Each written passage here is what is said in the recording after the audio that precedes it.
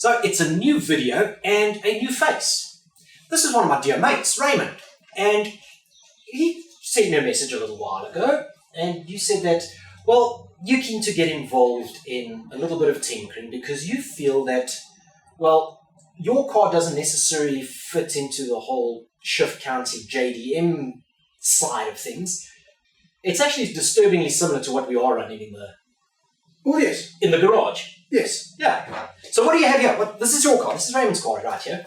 Tell us about it. Okay, so it's a 98 1.8 turbo, straightforward B5 A4. Okay, Audi A4 B5. Yes. Okay. So lots of different versions of the 20-volt motor. This is one of the very early versions. Yeah. Before it got made sort of really popular around 99 and 2000 in Golf 4 GTI, I think. Yes. Yeah. And then obviously Golf 5 was the holy grail of 20 volts. Yeah, but then they also changed to direct injection, and that's what made that Golf 5 GTI so special. Yeah. Okay, so what are we looking at spec-wise here, and why do you feel that this is so similar to what we're working on? So we're both sitting 1.8. Yeah, 1.8s. Well, so we're talking about the NA8 here, so the car known as Ronin, the one that we're doing the turbo conversion on, that's an NA8, so it's the 1.8 version. Okay, so both 1.8s. So I'm already turbo. That's the thing, yeah, you're already turbocharged. Kind of. It's cute, it's adorable. Cut to a picture of the turbo. Yeah. No, very, very cute with the turbo, which doesn't work at the moment. So at the moment I'm NA2, but when it was working, I was 110 kilowatts. Okay. Well, that's claimed. That's claimed at the flywheel. And we're taking just sort of flywheel claims here, manufacturer claims. 100%. No supporting ones. Yeah. I do have a dead stock dyno run. Okay. Which we can put up if you want to. Yeah, we should do that. Yeah, we'll throw that up as well. Look at this photograph. Every time I do, it makes me laugh. Then, well, other than that, so they're both 1.8s. Surprisingly, I'm sitting at a higher compression ratio than you are. Yeah. You're sitting at 9. Which is odd. Yeah, so we're sitting very strange. Very, very strange. I'm sitting at 9.5 compression ratio, which is not on the very high end of turbos. It's mid. No, it's fair. Without direct injection, because I mean the new direct injection engines run like 12s and 13s and that, but that's direct injection. This was still port injection. Yes. And this is coming in at 9.5. So fairly high for turbo, but not extravagant. Would make it a drivable NA car. Yeah, absolutely. And then yours is sitting at 9, which is lower. Which is something that I just sort of found out. I know I've been doing the research, but it's something that I hadn't considered and that it just sort of slipped from my mind. The BP engine in the NA8 has a 9-to-1 compression ratio. I can't... It makes sense then why they're so boost friendly. They were asking. They were asking for that. It was designed with it. Yeah, it was waiting. Yeah. I'm surprised there isn't a cutout in the firewall for where the turbo would sit. Yeah. Everything else on it is asking for a turbo. Yeah. This one is crying for a bigger turbo. So after this motor, there was a couple of changes, primarily on the head where they went VVT. This is still non-VVT. Which is nice when it comes to doing the management and tinkering. Yeah, it's a little simpler. And it also has the bigger ported, nicer flowing head. So the guys that want to do the guys that do the 2-litre stroke and mods and things all look for this head. Okay. This car's got it on standard, and it's got the forged heavier internals as well. So this one's also crying for more boost. It's gagging for it, yeah. So we're sitting with two cars. It's very similar on paper. Very, very similar. We're such a going through these. 110 kilowatts. Yeah. So this was, and it was largely the same because the first Golf GTI that came out was 110 kilowatts. Yes. It was. Yeah. And the Jetta 1.8 turbos, Audi A3 1.8 turbos of similar era. All around 108, 110 sort of kilowatts. Yeah, around there. And only later were they bumped up to the 132s. Yes. GTI-Rs and the likes. So, yes, we know that these engines can make power. And like you said, you've got a really good platform, a really good sort of foundation for it. But only 110 kilowatts. NA8, 96 kilowatts. Yes. Not matching it. No, 14 kilowatts. 14 kilowatts. And yours is all where it matters. So, mine's got it sort of lower down and it runs out of there. But that's the turbocharging, and that's what we've noticed. The MX-5 needs to be driven hard, it needs to be revved out to get the most out of it. Yeah. And it's sort of missing, and especially here at reef altitude, where I think you got it on your watch, our altitude here, we're like 1,600 meters up in the air, 1.6 kilometers. We lose about 0.2 bar, 18 to 22% air pressure. Try 1,900. 1,968, there we go. Yeah. So we're really high up. and it suffers because it doesn't have that air pressure down low to sort of give it that low down torque. So it really needs to be wrung out. Torque figures, what was I sitting at? 152. 152. It's like a game of top trumps. Yeah, I like it. We need to make cards. We need to make cards. I'm sitting at much nicer torque figures, 210. 210. Again, they're low down on this car. So if you look at the torque curve, it's right down there, 2.5 to 3.5 is where you got torque, and then it peters off. But like you said, that's because this was fitted with a KO3. So it was meant to come in early, hold that, maintain. It'll taper off 5.5. There's no point in revving it that high. It just take the next gear and use that low down torque. Makes the car drivable, but if you think of how it was designed as being an executive sedan, it makes sense. Correct. Autobahn, commuting on the highway, perfect, ideal for that. MX-5 on the other hand was not designed for any highway, ever. The other, if anybody's ever considering the easy bolt-on mods for this car, just don't waste your time. Yeah. So I went from KO3 to KO4. That's an internal mod only because the turbo manifold arrangement doesn't allow for a straight bolt-on to the KO4, with it being a transverse motor. It did nothing. It did absolutely nothing except give me extra headaches. I didn't gain anything. No benefit to it. Whatsoever. If anything, it got worse. So just don't waste your time. If you're going to do it, the plan would be to do it properly now, as far as I can on a regular person budget, and DIY-ish.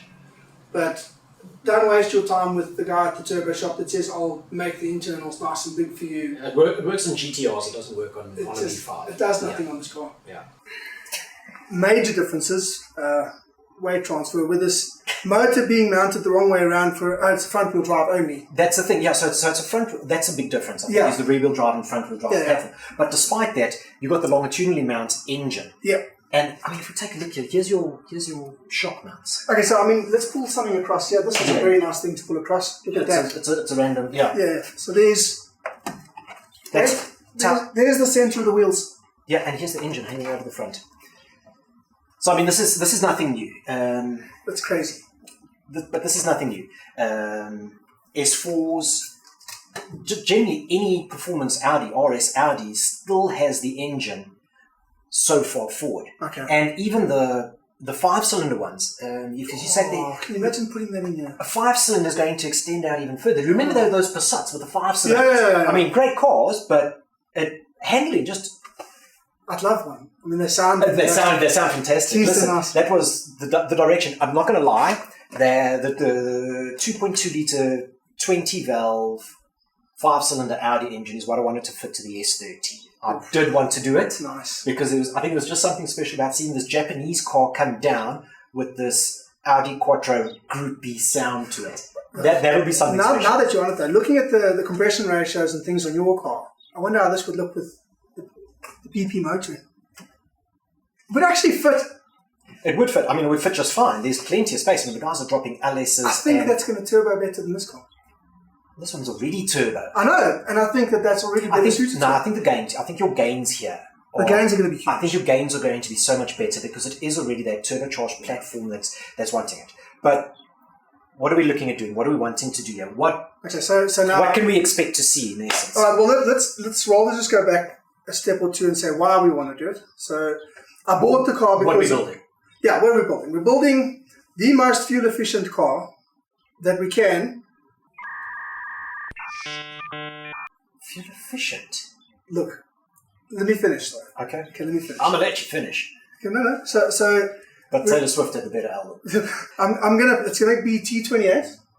Okay. I could go T30. I've been told that's probably a good idea. GT30. I mean GT30, sorry. Yeah, no, T30, GT30, GT30. So I'm going to go GT28. I want to spool up a little bit sooner so that I don't have to run it all the way up to 4,000 RPM to get any boost and then only have 2 left to play with. Yeah, all the fun at the top. And So a little bit smaller as far as big turbos are concerned. Yeah. That'll make it a bit more fuel efficient. I'm going to need to go with larger injectors. These ones...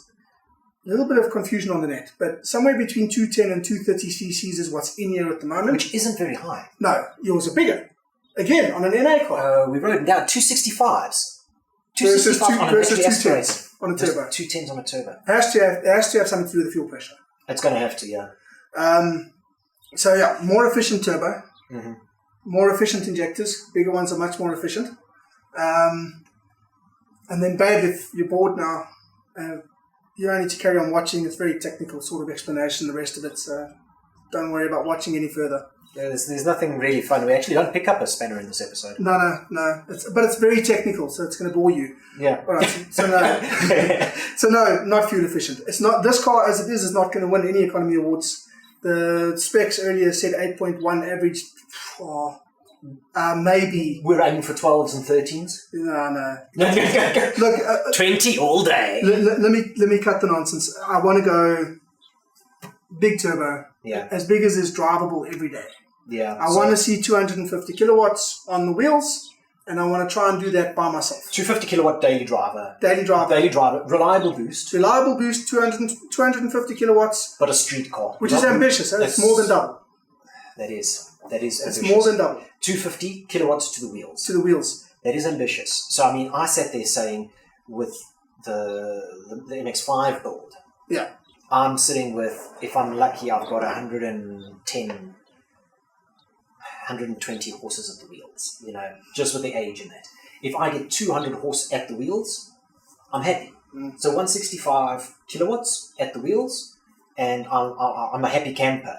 I'm not going to need to change diffs, gearboxes, clutches. I can still get away with it. You can get away with it. And it's a low pressure, climb into it, compensate for altitude. We were talking about the altitude a little earlier. Just compensate for that. Whereas you're going, I have a 250 kilowatt at the wheel target. You're looking for 330 to 340 horse. Yeah. So I believe Google says, and Google's never wrong, and YouTube says that I'm good. I'm good for 450 horses. Stock internals. I hate horses. Yeah. On stock internals. Okay. So as is, I should be able to go to 400 without breaking something. This motor has 305,000 Ks on it. Yeah, so rather let's dial it back. Let's work in a little bit of a safety margin and just fight another day. I'm hoping for 250 kilowatts on this. That's what I'm aiming for. Do you think that can be done with the 28 then? Yes. So it can do it with the 28. You're not going to have to go with the 30 on that? No. Because you don't think that going and aiming for those big power figures, it's all going to come in up top and you're going to be overspooling that turbo something crazy. Because you're talking about big power figures, and then in the same vein, you're saying drivable, reliable, lower turbo. And I mean, drivability is why you're looking at the 28 versus the 30. Yes. But then well, let's see where I go. Do you want to see what we can sort of max out? I want to max out on the 28, yeah. Max out on the 28, hopefully hitting 250. Yes. Because that's within those margins. Yes. Because the guys running 30s are the ones getting to the 400 horse. No, but it's ridiculous. I mean, there's AEV motors out there doing over 600 kilowatts. And that's full internals. Yeah. I mean, that's full internals. Full internals. That's just a mere facsimile of the block. Yeah. It's crazy. Yeah. But if I can see 250 on the wheels, I think it'll be fun. Should be. It should, especially considering that you're wrong-wheel drive. Yeah. Yes. That's the big difference, eh? So, but I want to beat you on the track. Even though yours is a track car. Mine's nowhere near a track car. Yeah, but it's more apt to it. I think it would depend what track. You see, you grabbed a broom, a floor mop just now. Yes. And you pointed out how this heifer lump rests over the front wheels. Which gives me more traction on the front wheels, surely. In a straight line, yes. But what happens when you plant that foot and you come out of a corner? It carries on going that way. Yeah, no. I remember this. You make a fast appointment with the hedges. You remember this? The Stilo? Yes. That's the Stilo. That 5-cylinder, that 5-cylinder front-wheel drive Stilo. Ah, yes. Yeah. You put your foot down and it just pulled you off into the kitty litter. It just carries on going. It carried on going. So that'll be rather entertaining. Look, I don't know. I want it to be more fun. It's the most boring car I've ever owned. By far. Sorry, Audi. I'm going to side with him there. I'm going to. No, it is boring. All the potential is here. They used none of it. None of it. Yeah. And it's got so much potential and it can be fun. I want to try and leave it looking as standard as possible, and I want to hurt some M2s and M3s. So going for a bit of a street sleeper build. Yeah. That's the plan. Not crazy sleeper, but just... Give You're you a not surprise. expecting that. You Yeah. want to see the back end of it, and you want to just make sure that this wasn't an S4. Yeah. So even on that's going to involve a little bit. So we're going to need to do manifold. We're going to need to do turbo. We're going to need to do management because I don't want to run MAF anymore. Okay. But you are busy building a management of your own that you've already tested Yes. and tried on this, and it seems to be firing on all cylinders, but you're not prepared to... Sequential, which is actually really cool. So Okay. it's a full sequential, and it's working sequentially. Okay. So I've got no batch fire. I've got none of that. It's a full sequential. It's a really You good... may just get your fuel economy. Yes, babe. It's very fuel efficient. That's why I spent not so much money building the ECU. Car won't run without this alternator, babe. No, look, That's one of my greatest fears, is that my wife is going to sell all my car parts when I die for the price I told her I paid for them. oh, you know how many things got given to me for free? I ran into this guy, and he just wasn't Did him a going favour. He wasn't going to use that T28 anymore. Didn't No, even he take it wasn't. out the box. No, he didn't. You can have it. Yeah. It's fine. I've got nice friends. Yeah, no, there's Okay. a lot to do. There's a lot to do. So even though it is already turbo, Yeah. you'd think this would be an easier mod. I thought it would be an easier mod. It's not. I'm going to need to, for the big turbo build, I would need to Get rid of all of these. clear this entire airbox assembly out, Yeah. because the turbo is going to need to live here now, and downpipe it out that way. So we But that's not the end of the world. Like you say, you've got MAF in there, but you know you're going to change that. So Yeah, MAF's so coming you're out. going to run a map instead. Yes. You'll run pressure. Yeah. And that's not the end of the world, because I think, listen, the packaging of this, if I just take a look at the size of this engine bay here, the nose of these cars really isn't that long. No. But as we were saying, this engine mounted so far over the front wheels that it's a little tricky with the way that they've packaged it. So I think you could do with clearing out some accessories around here, and especially, are you looking at going with like a front mount? You're going to run this, because that's a strange thing. The intercooler sits down on this side. Yeah. So there's a lot of plumbing running around from It's that not side just plumbing. to get through They've here actually used a section of a stiffener to route the... as part of the intercooler piping arrangement. It's not nice at all, and it's Yeah. small, and it's just not very efficient. You can see it's not very efficient.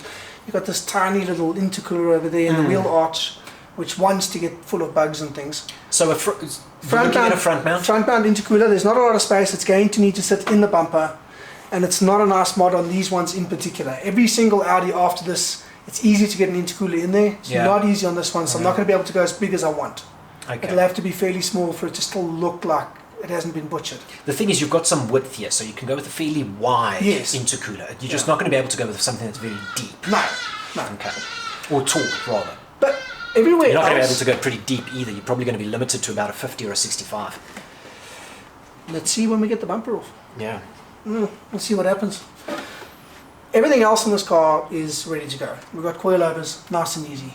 Nice. Coil on plugs. Yeah, we got partially electronic, the horrible throttle body. So idle control has proven to be interesting on the new management system. Really. Yeah, it doesn't like this particular drive-by-wire half-breed. The thing is, if you're going with a standalone Arrangement. management system, you can go with just a regular aftermarket throttle body, a 70mm throttle body or something of the sort, Yeah. with a regular old-school TPS sensor on it, run it off the cable. You're still cable, so you can Well, do I that. can do You exactly not that, fly by yeah. wire. I can do that exactly, yeah. I disconnect this. I let it close all the way to 0. I put a new port in here for an aftermarket or GM-styled, Yeah. idle control valve. You passed me an Allen. You passed me an Allen key, and I'm pulling this TP, this Well, there it throttle is. body off, like and Right that's there. coming off, and another one's bolting on there with an adapter plate. Done deal. That costs money. It does, yes, but so does a turbo and an intercooler and No, babe, those are very cheap. oh, they okay, Very, very cheap. cheap. So Okay. that friend of mine that's going to give it to me. Yes, yeah, no. Old school friend. Yeah, you remember him? Yes, I remember. Yeah, nice yes, guy. lovely guy, lovely guy. Yeah. Yeah, he's the guy with the hair. Yes. Yes. So there's a lot to do. I mean, then there's the exhaust changes. What are the first steps? First steps are get the manifold and the turbo on, get the downpipe connected. Okay, because you've got a downpipe here, you are decatted. Yes. You have a narrow band, and you were wanting to go wideband Must go wideband. I think it'd be stupid not to. for that sort of power. Well, and also to monitor what you're doing on the ECU. And especially seeing as you've got a 9.5 compression ratio, hey? Yes. Gonna rub it in a bit. So no, so it's going to be sensitive. It's going to be sensitive. The new ECU can do target and auto tuning and all the rest of Okay. it, provided I've got a wideband Okay. sensor. So I'm All going right, to go with the wideband. Go with the wideband. It's just safer. Do it from the get-go. It's twice the price, but Yeah. we'll ask that friend of ours again. Well, yeah, I think he's got one lying He around. should have one lying around that he's not using. Yeah. So wideband sensor. Okay, Yeah. let's be honest. Where are we? Wideband sensor 3,000 to 4,000 rand. Yeah, comfortably. Manifold 2.5 to 3.5. Yeah. Turbo. Hopefully, I mean, you're looking for something off the shelf, though. I'm hoping to find something off the shelf. We had a friend. I don't know if it's going to be nice to cut to a voice note that was sent to me. Yeah. I asked somebody if they would design a manifold for me, and they asked me what engine it was, and I told them, and the guy got very excited. You got excited about He got very excited. Okay. And maybe we can cut to a little piece of that voice note. Hopefully he doesn't mind. Yeah. But it sounds like he's very keen to build one. Whether I do end up going that route or just trying to buy a log that fits on here, Yeah, I prefer that, frankly. Yeah, off the shelf. Yeah, Off the something shelf. off the shelf that's tried, Yeah. tested. You know, it went into mass production because it works. Yeah. And I think that's largely the peace of mind that comes from buying something off the shelf is it wouldn't be on the shelf if it didn't work.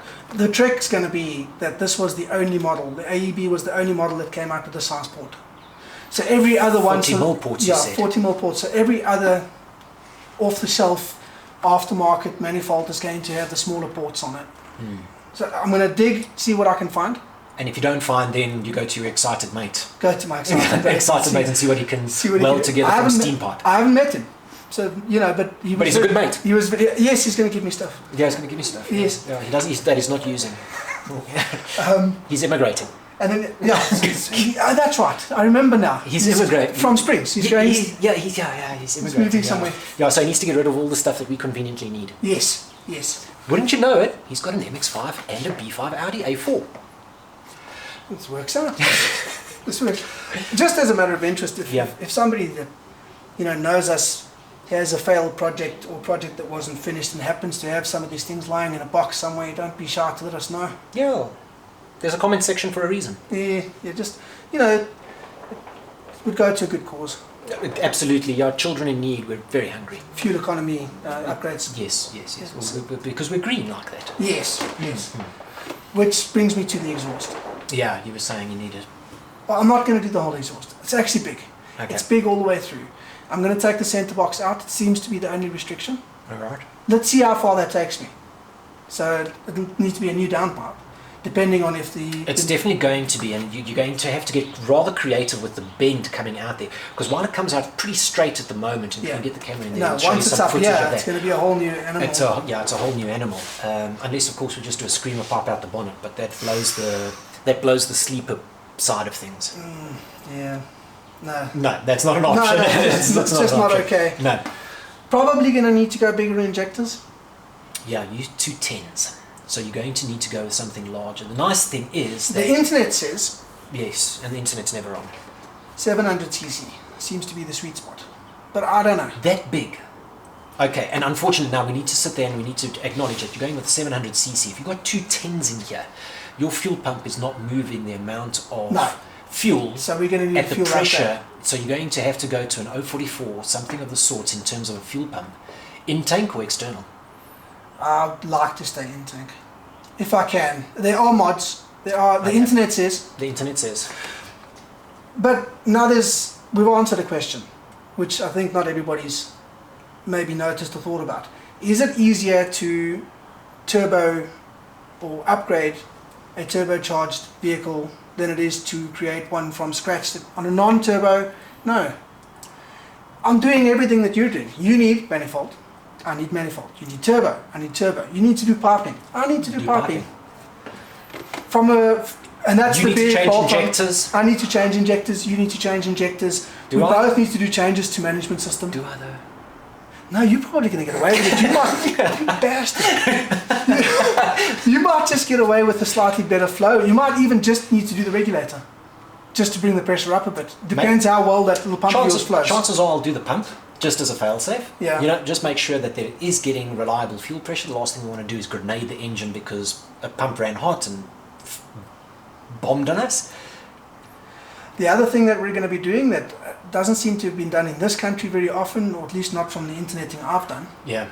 is the management system going in here is Mega Squirt 3 with the extra. Which is very common stateside, but not common Everywhere. in South Africa. It seems to be common everywhere. So this is the version I bought was a DIY kit. It literally came with boards and resistors, and you put it together yourself. So yeah. But that's got all the nice features of the very expensive ECUs out there. Yeah. But at a slightly better price, if you're prepared to do it yourself. So Yeah. so this will be an MS3 powered standalone vehicle, standalone ECU on the vehicle, but with ABS still working, air conditioner still working. I want my creature comforts. Absolutely, I want the yeah. safety. No, you don't This want car to doesn't compromise have, it. doesn't seem to have CAN bus communication between ABS, aircon, and engines. Which So means you can get away with it. I should be able to get away with it. I have run this on the other ECU for a few weeks just to see how it does. It liked it, but I was running it sort of piggyback. That will be standalone when we're done. Yes. And hopefully everything works right. I'd like it to still be a drivable, everything works car. Otherwise, it's just not worth it. So this is going to be another one of those builds that's going to be meted out over a process of weeks, months, hopefully not years. We'd like to get it done before then. I was just doing the budget. I think we're back at years. We may be back at years. But we're going to be tinkering with this. This one's going to be featuring a little more on the channel as well. It's going to pop in every now and then. We're going to take a look at some of the mods. We're going to show you the progress on it, some of the headaches, some of the victories. But it will be very interesting to see, as you say, in terms of how similar yet how different the builds are. Yeah, and how much more or less work it is to turn a non-turbo car into a turbo car versus just upgrading a turbo car. Yeah. And then obviously the gains. Forecasts. Look, first of all, I don't believe your horse manure about the just getting to atmospheric pressure on your T28 turbo. Okay, we're going to end up seeing a bar on your car, whether it's like it or not. It's going to go there. But I think you're going to see not just bigger gains. You'll see bigger gains, percentage for sure. gains. But I think what we're going to see overall is better power on yours. I really do think so. I think that the motor is just waiting for that extra breathe. That extra breathe. So we'll have to keep an eye on that. We are doing it. It is going to be a process that's going to take some time. So it's going to be a piecemeal vibe where we're going to chip away at it slowly but surely. But there's a little extra content coming your way. So we want to thank you guys for listening to our hour-long waffle. And hope to see you again on a future video.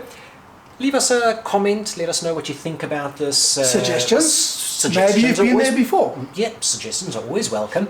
And yeah, like, and if you really want to, you can subscribe. I mean, we're doing this for the fun of it. If you're enjoying it, then you enjoy it. All in for the motivation. Having somebody watch and making promises means I'm actually going to do it. I've had this car. Keeps us responsible. Well, I've had this car Keeps for us 3 years. I bought this car 3 years ago. Yeah. The intention from day one was I'm buying this one because this is the tunable one, and I haven't tuned it. So doing this is sort of forcing my hand. Yeah. That's part of the idea. So keep him accountable. Yeah. Keep him accountable. But in any case, thank you guys, and we'll see you guys again for the next video. Sweet.